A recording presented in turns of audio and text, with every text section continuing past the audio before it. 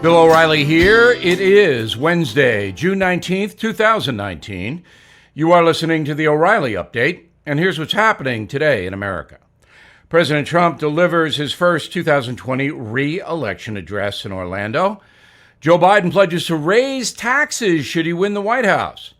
Congress holds its first hearings on slavery reparations in decades. The U.S. airline industry making big bucks off your luggage. New details emerge on the botched assassination plot to kill Boston Red Sox legend David Ortiz. Also coming up, my message of the day on Mr. Trump's speech, which is our lead story. The president spoke to thousands of supporters in Orlando, Florida last night, officially kicking off his 2020 re-election campaign. Some fans even camped out to secure entry to the 20,000-seat Amway Center. Mr. Trump promising the crowd continued prosperity and attacking his enemies. No surprise. More in my message of the day coming up. Joe Biden promising to raise taxes on the campaign trail this week. Former Vice President was speaking at the Poor People's Forum in Washington when he pledged to repeal the Trump tax cuts on day one of his new administration. Critics point out that would mean a $2,000 tax hike on a family of four earning $70,000 a year. Democrats in the House meeting to discuss financial reparations for the descendants of former slaves. The hearings take place on June 19th, the same day in 1865, when Union troops arrived in Texas to declare the end of the Civil War. The American airline industry making big bucks off your luggage. Department of Transportation says U.S. airline companies have already made more than $1 billion in baggage fees so far this year. Four major airlines have raised fees since December: American, Delta, JetBlue, and United. Companies first charged for checked bags in 2008 during the Great Recession. New details emerged surrounding the attempt to kill David Ortiz in the Dominican Republic. A convicted drug trafficker allegedly paid $8,000 for others to carry out the hit against Big Pappy. Police believe the motive may be the baseball star's campaign to crack down on crime in his home country. Next, my message of the day, the pros and cons of President Trump's speech last night. But first, I know you have heard of the AARP. You might even be a member. What you might not realize is that AARP has shifted left and has now become a liberal lobbying group that spends your money lobbying against what you may believe in. Thankfully, there is a conservative alternative, an organization that believes in the sanctity of our Constitution and stands up for the values that make America great. It's called AMAC. For less than $20 a year, an AMAC membership gives you members-only pricing on car insurance, roadside assistance, discounts on hotels, travel, cell phone plans, discount dental plans, and much more. Your AMAC membership dollars support the ideals that you believe in, like protecting our borders with immigration reform and fixing Social Security. AMAC gets its voice from you, the individual member. So please join more than 1 million fellow Americans right now at amac.us. amac.us. And yes, I'm a proud member, so please visit amac.us. Time now for the O'Reilly Update message of the day. President Trump kicked off his re-election bid by entertaining 20,000 folks in Orlando, Florida last night. He touted America's prosperity economically, but he also developed a new theme. On no issue are Democrats more extreme and more depraved than when it comes to border security. The Democrat agenda of open borders is morally reprehensible. It's the greatest betrayal of the American middle class and, frankly, American life our country has as a whole. Nobody's seen anything like it.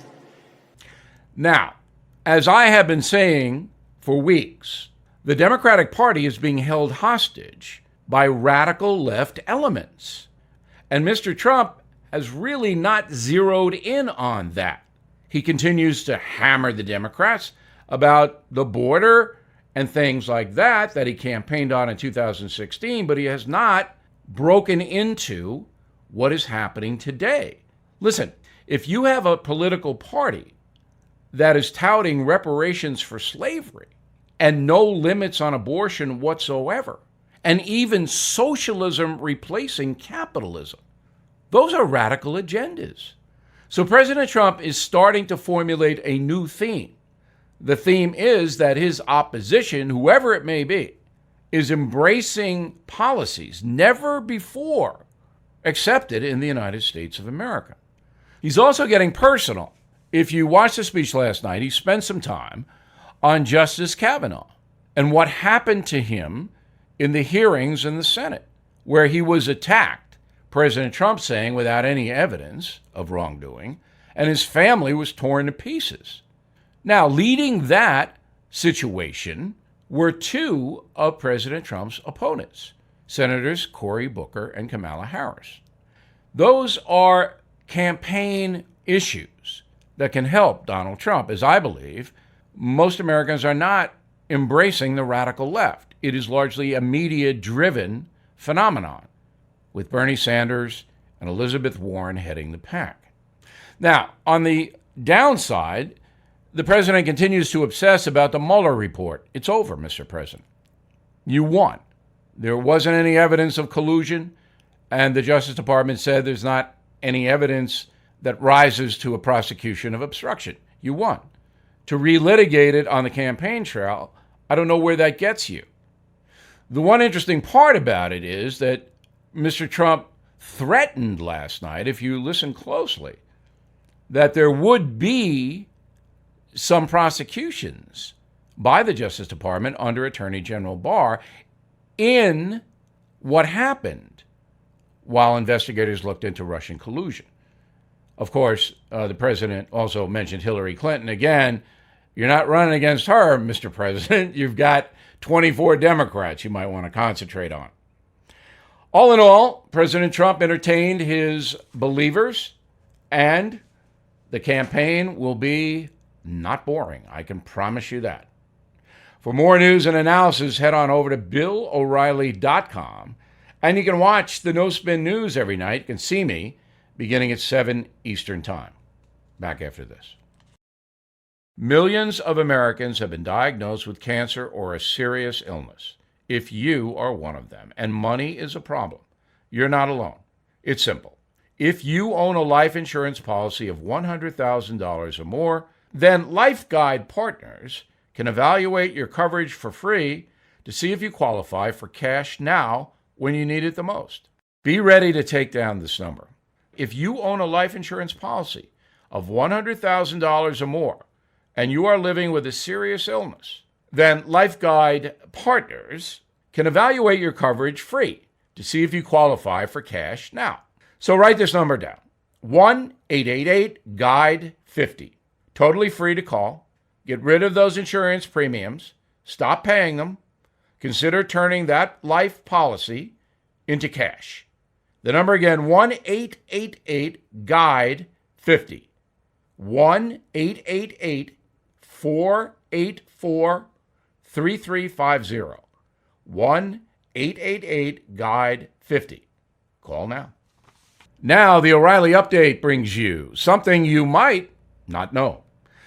Earlier this week, controversial Congresswoman Alexandria Ocasio-Cortez directly compared immigration detention centers along the U.S.-Mexican border with Nazi concentration camps, accusing President Trump of running a series of brutal prisons with, quote, dehumanizing conditions. To fair-minded, clear-thinking Americans, the Congresswoman's comments are kind of ridiculous. Administration officials say the Department of Homeland Security operates more than 650 immigration detention centers across the USA. Each detainee is formally charged, processed, given free medical care, food, water, new clothing, and a bed. 78% of those held in detention centers are adult men traveling from Central America illegally to the United States and are under the age of 30. There are currently 40,000 foreign nationals in ICE custody.